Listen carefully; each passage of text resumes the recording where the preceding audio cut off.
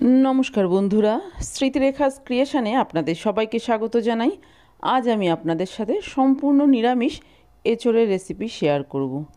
एचोड़ साधारणत आमरा पेঁয়াজ रसुन दिएई बेशिरभाग समय रान्ना करे खेये थाकी, तबे निरामिष एचोड़ो किन्तु खेते बेश भालो लागे। भात रुटी परोटा लुचि जे कोनो किछुर साथेई किन्तु खेते खूबই ভালো লাগে। আসুন দেখে নেওয়া যাক আমার আজকের এই নিরামিষ এঁচোড়ের তরকারির রেসিপি।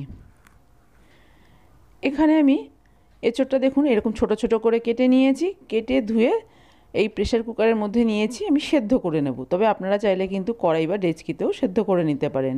এবার এর মধ্যে দিয়ে দিচ্ছি লবণ, সামান্য একটু হলুদ, দিয়ে দেব সর্ষের তেল, আর দিয়ে দেব সামান্য একটু জল।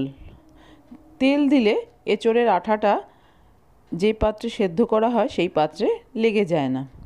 একটু নেড়ে চেড়ে দিলাম। এবার ঢাকা দিয়ে একটা সিটি আসা পর্যন্ত সেদ্ধ করে নেব, তার থেকে বেশি সিটি দেওয়ার দরকার নেই। দেখুন প্রেসার কুকার থেকে সম্পূর্ণ প্রেসারটা বেরিয়ে গেছে। এবার আমি ঢাকনাটা খুলে দেখে নেব ঠিকঠাক সেদ্ধ হয়েছে। দেখুন খুব সুন্দরভাবে সেদ্ধ হয়ে গেছে, অথচ গলে যায়নি। এইভাবেই সেদ্ধ করে নিতে হবে এঁচোড়। এবার একটা মশলা রেডি করব, তার জন্য দিয়ে দিলাম আদা মিক্সি জারে, আর দিয়ে দিচ্ছি কাঁচা লঙ্কা। আমি এখানে লাল কাঁচা লঙ্কা দিচ্ছি, আপনারা চাইলে লঙ্কার গুঁড়ো দিতে পারেন। আর একটা বাটি নিয়ে নিয়েছি, এই বাটির মধ্যে গুঁড়ো মশলার একটা পেস্ট রেডি করব। প্রথমে দিয়ে দিচ্ছি বাড়িতে তৈরি করা টক দই। আপনারা কেনা দই দিতে পারেন, তবে দইটা যেন অবশ্যই রুম টেম্পারেচারে থাকে। দিয়ে দিলাম ছোটো চামচের 2 চামচ জিরে গুঁড়ো, ওই চামচ মেপেই দিয়ে দিচ্ছি ধনে গুঁড়ো। ধনে গুঁড়ো দিলাম 1.5 চামচ। কাশ্মীরি লাল লঙ্কার গুঁড়ো দিচ্ছি একটু কালারের জন্য, তবে আপনার ইচ্ছে না হলে কালারটা স্কিপ করতে পারেন। দিয়ে দিলাম হলুদ পরিমাণ মতো। এবার একটা পেস্ট রেডি করে নিলাম। মশলা রেডি হয়ে গেছে। এবার আমি এঁচোড়টা রান্না শুরু করব। তার জন্য গ্যাসে একটা কড়াই গরম করে নিয়ে দিয়ে দিলাম বেশ কিছুটা সর্ষের তেল। রান্নাটা আমি সর্ষের তেলেই করছি, তবে আপনারা চাইলে সাদা তেল দিয়েও করতে পারেন। তেল গরম হয়ে গেছে, একটা আলু এরকম ডুমো ডুমো করে কেটে নিয়েছি, সেই আলুটা দিয়ে বেশ লাল করে ভেজে নিচ্ছি। আলু ভাজার সময় আমি কোনো রকম লবণ হলুদের ব্যবহার করছি না, তবে আপনারা চাইলে অবশ্যই লবণ হলুদ দিয়ে আলুটা ভেজে নিতে পারেন। আলুটাকে বেশ লাল করে ভেজে নিয়েছি। এবার এই আলুগুলোকে একটা পাত্রে তুলে নিচ্ছি।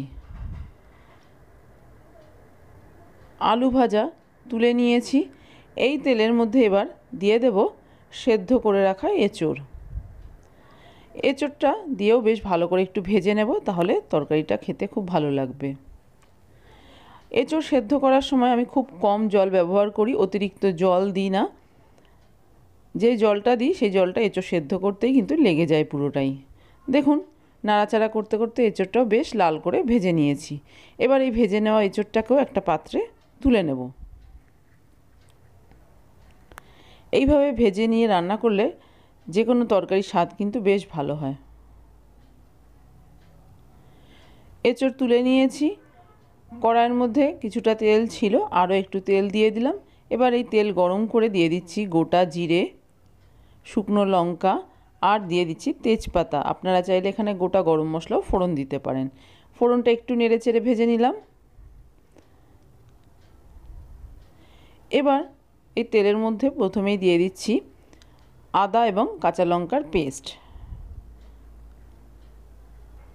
নেড়ে চেড়ে কষিয়ে নিতে হবে কাঁচা গন্ধটা চলে যাওয়া পর্যন্ত। আর এই সময় আমি গ্যাসের ফ্লেমটা মিডিয়ামে রেখেছি। মিডিয়ামে রেখে খুব ভালো করে কষিয়ে নেব। নিরামিষ রান্না, সেই জন্য একটু হিং ব্যবহার করছি। আপনারা চাইলে হিংটা স্কিপ করতে পারেন, তবে যে কোনো নিরামিষ রান্নায় কিন্তু একটু হিং দিলে স্বাদটা ভীষণ ভালো হয়। খুব ভালো করে এবার কষিয়ে নেব। দেখুন বেশ ভালো মতো কষিয়ে নিয়েছি। মশলা থেকে তেল সেপারেট হতে শুরু করেছে। এবার এর মধ্যে যে গুঁড়ো মশলার পেস্টটা রেডি করে রেখেছিলাম সেই পেস্টটা সম্পূর্ণ দিয়ে দিচ্ছি। এই রান্নায় কিন্তু আমি টমেটোর ব্যবহার করছি না, আপনারা চাইলে টমেটো ব্যবহার করতে পারেন। বেশ কিছুক্ষণ সময় নিয়ে মশলাটা ভালো করে কষিয়ে নেব। বাটিটা ধুয়ে সামান্য একটু জল দিয়ে দিচ্ছি এর মধ্যে। যত ভালো করে মশলা কষিয়ে নেবেন নিরামিষ রান্নার স্বাদ কিন্তু ততই ভালো হবে। একটু ঢাকা চাপা দিয়ে মশলাটা কষিয়ে নেব। বেশ কিছুক্ষণ দেখুন ঢাকা দিয়ে রেখেছিলাম, মশলা থেকে তেল সেপারেট হতে শুরু করেছে। আবার একটু ভালো করে নেড়েচেড়ে দিচ্ছি মশলাটা। মশলা কষানোর খুব সুন্দর একটা গন্ধ বেরোচ্ছে। এবার আমি এর মধ্যে দিয়ে দিচ্ছি স্বাদ অনুযায়ী লবণ। এর আগে আমি লবণের ব্যবহার করিনি। দিয়ে দিচ্ছি চিনি। নিরামিষ রান্না একটু চিনি দিলে খেতে খুব ভালো লাগবে। আর এই রান্নায় দই ব্যবহার করেছি টেস্টটা ব্যালেন্স করার জন্য, কিন্তু সামান্য একটু চিনি দিলে খেতে বেশ ভালো লাগবে। তবে যদি আপনাদের ইচ্ছে না হয় চিনিটা স্কিপও করতে পারেন। লবণ এবং চিনি দিয়ে আবারও কিছুক্ষণ একটু কষিয়ে নিলাম। দেখেই বুঝতে পারছেন মশলা কিন্তু খুব ভালো করে কষানো হয়ে গেছে। এবার এর মধ্যে আমি দিয়ে দিচ্ছি ভেজে রাখা আলু, আর দিয়ে দিচ্ছি ভেজে রাখা এঁচোড়। এবার এই আলু আর এঁচোড়টা দিয়েও মশলার সাথে কিছুক্ষণ সময় নিয়ে ভালো করে কষিয়ে নেব, তাহলে কিন্তু এই এঁচোড় এবং আলু খেতেও বেশ ভালো লাগবে।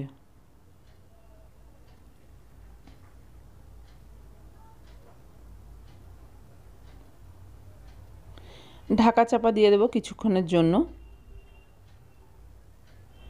দেখুন কিছুক্ষণ ঢাকা চাপা দিয়ে রেখেছিলাম, খুব ভালো মতো কষানো হয়ে গেছে।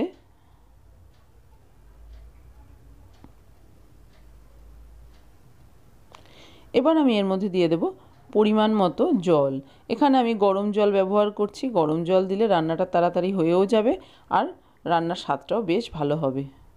আপনারা যতটা ঝোল রাখতে চান সেটা বুঝে এখানে জলের ব্যবহারটা করবেন।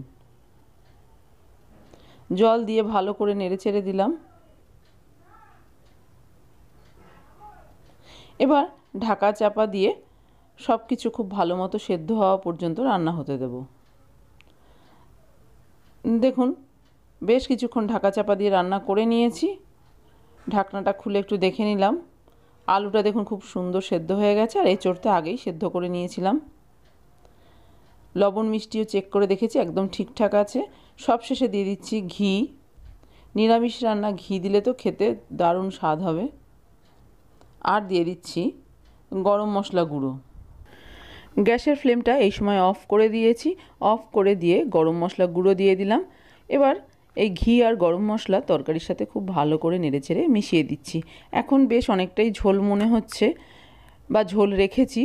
আলু অনেকটাই ঝোল টেনে নেবে, সেই জন্য খুব বেশি শুকনো করলাম না। ঢাকা দিয়ে কিছুক্ষণ এইভাবে রেখে দিচ্ছি, তারপরে সার্ভ করে দেবো। তৈরি হয়ে গেছে আমার আজকের নিরামিষ এঁচোড়ের তরকারি। দারুণ স্বাদ হয় নিরামিষ এঁচোড় এইভাবে রান্না করে খেলে। ভাত বা রুটি বা যে কোনো কিছুর সাথে আপনি খেতে পারেন, খেতে কিন্তু দারুণ স্বাদ। এই গরমকালে এই এঁচোড় আমরা বিভিন্ন রকমভাবে রান্না করে খেয়ে থাকি, খেতেও দারুণ সুস্বাদু হয় এই এঁচোড়। আমার আজকের এই নিরামিষ এঁচোড়ের রেসিপি যদি আপনাদের ভালো লেগে থাকে তাহলে প্লিজ একটা লাইক শেয়ার কমেন্ট করবেন। আর আপনি যদি আমার চ্যানেলের নতুন বন্ধু হয়ে থাকেন তাহলে আপনার কাছে একটাই অনুরোধ, আমার চ্যানেলটা সাবস্ক্রাইব করে আমার পাশে থাকার। আপনারা সবাই খুব ভালো থাকবেন। আপনাদের সাথে আমার আবার দেখা হবে অন্য কোনো নতুন ভিডিওতে, নতুন কোনো রেসিপির সাথে।